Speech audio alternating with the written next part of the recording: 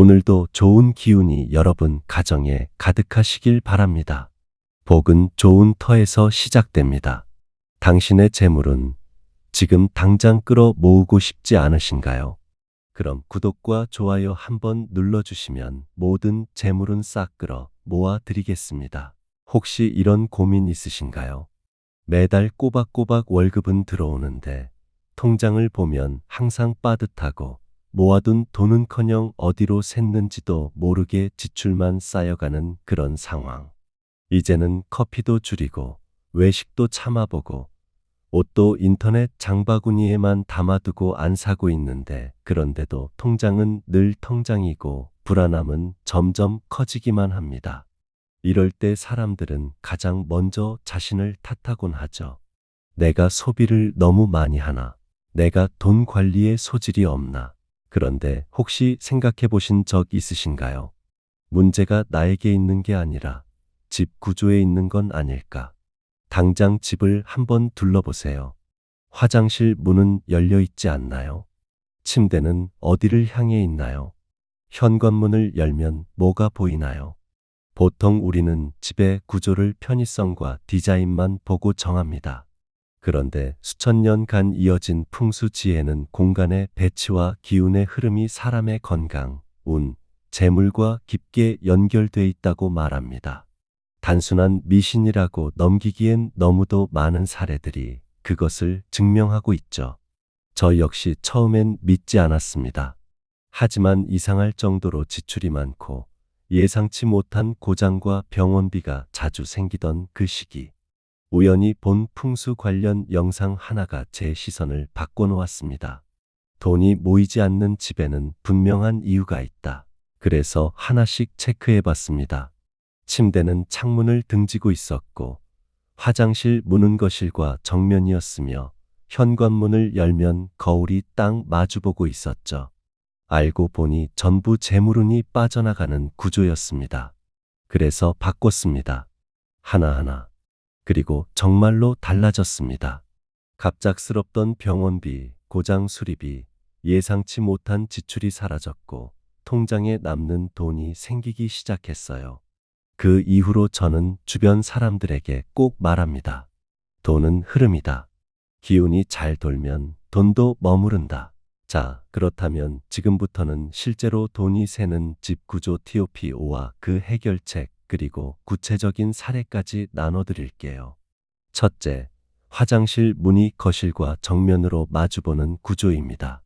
풍수에서 화장실은 가장 기운이 낮은 공간입니다. 습기와 냄새 그리고 배출의 기운이 강한 공간이죠. 이 문이 거실과 마주하면 가족들이 함께 모여 나누는 양의 기운이 흩어지기 쉽습니다. 한 구독자분은 이 구조에서 오랜 시간 갈등이 잦았다고 합니다. 자녀와의 말다툼, 부부간의 오해가 잦았는데 전문가 조언대로 화장실 문을 닫고 그 앞에 작은 파티션을 설치하자 가정 분위기가 부드러워졌다는 후기를 보내주셨습니다. 작은 실천이지만 에너지 흐름에는 큰 변화가 생깁니다. 해결책은 문을 반드시 닫아두고 커튼이나 관엽식물로 시야를 분리해 주세요. 둘째, 현관 정면에 거울이 있는 구조입니다. 복이 들어오는 입구에서 반사작용이 일어나면 기운이 바로 나가게 됩니다.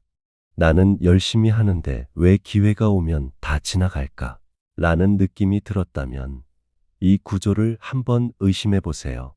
특히 좁은 원룸, 오피스텔, 자취방에선 거울 위치가 거의 정면일 확률이 높습니다. 한 대학생은 자취방 구조를 바꾼 후 지원하던 인턴십에서 합격 연락을 받았다고 합니다. 변화는 생각보다 가까이에 있었던 거죠. 실천 팁.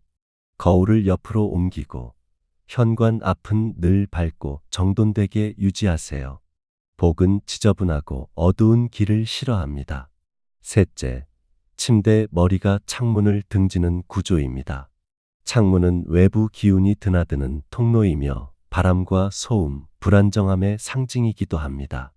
머리가 이 방향을 등지고 있으면 깊은 수면을 취하기 어려워지고 그로 인해 정신적 에너지도 계속 소모되죠. 한 워킹맘은 자주 악몽을 꾸고 피곤함을 달고 살았는데 침대에 머리를 벽 쪽으로 바꾸고 암막 커튼을 설치한 후 편안한 잠을 잘 수 있었다고 합니다. 이후 업무 효율도 높아지고 충동 소비도 줄어들었다고 해요. 잠의 질은 곧 지출과 연결됩니다. 실천 팁. 침대는 벽에 붙이고 머리맡엔 조용한 기운을 주는 소품예, 무늬 없는 쿠션, 따뜻한 조명을 배치하세요. 넷째, 현관과 주방이 일직선으로 연결된 구조입니다. 이는 특히 수입과 소비의 균형이 중요한 프리랜서, 자영업자분들에게 중요한 구조입니다. 현관에서 들어온 복이 바로 주방을 지나 빠져나가는 구조이기 때문입니다.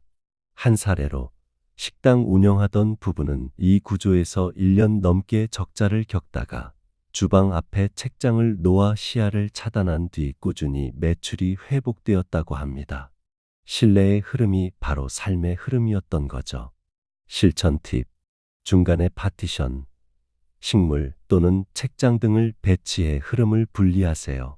그 사이에 조명 하나 켜두면 기운이 머무릅니다. 다섯째, 오랫동안 닫혀있고 정리되지 않은 창고나 방입니다. 이곳은 죽은 기운이 쌓이기 쉽습니다. 햇볕도 사람 기운도 닿지 않는 곳은 결국 음기가 머무르고 이는 집 전체 분위기를 무겁게 만듭니다. 한 50대 부부는 쓰지 않는 방에 잡동사니를 쌓아두고 8년을 보냈습니다. 정리해달라는 요청도 외면한 채요. 그러다 우연히 방송에서 본 풍수 내용을 참고해 대청소를 했고 그 달부터 부부 모두 건강이 좋아졌다는 이야기를 들려주셨습니다. 실천 팁. 최소 주 1회 조명을 켜고 환기하세요. 정리된 공간에는 기회가 머물 수 있습니다. 그렇다면 이렇게 구조를 바꾸면 무조건 좋아질까요? 아닙니다. 중요한 건 내가 주도적으로 바꾸는 것입니다. 바꾸면서 의식이 변하고 그 변화가 실천을 낳고 그 실천이 결국 현실을 바꾸는 거죠. 또 하나, 풍수는 결코 미신이 아닙니다. 공간 심리학, 환경 설계, 동양 철학이 결합된 수천 년의 지혜입니다. 우리가 그것을 믿지 않더라도 공간이 사람에게 미치는 영향은 실제로 존재하니까요. 마지막으로 지금 이 영상을 여기까지 보셨다는 건 이미 변화의 가능성을 찾고 있다는 뜻입니다.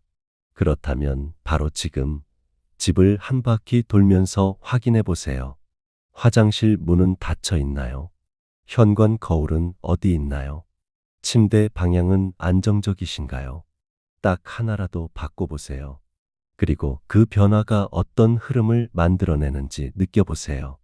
복은 좋은 터에서 시작되고 좋은 터는 오늘 내가 만드는 것입니다. 구독과 좋아요는 여러분의 집에 좋은 기운을 불러들이는 첫 시작입니다.